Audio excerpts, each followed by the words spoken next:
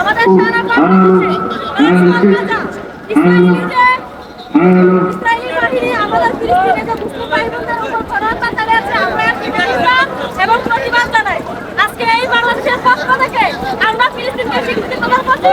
ফিলিস্তিনকে স্বাধীন রাষ্ট্র হিসেবে আখ্যায়িত করা হোক এবং আমাদের বাংলাদেশে সমস্ত ইসরায়েলি পণ্যকে বয়কট করা হোক।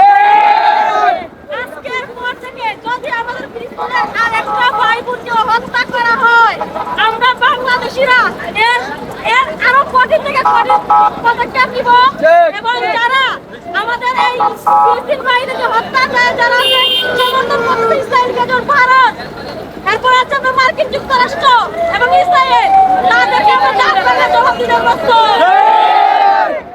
ফিলিস্তিন ফিলিস্তিন জিন্দাবাদ জিন্দাবাদ জিন্দাবাদ জিন্দাবাদ ফিলিস্তিন ফিলিস্তিন ইসরায়েলের পণ্য বয়কট বয়কট বয়কট বয়কট ইসরায়েলের পণ্য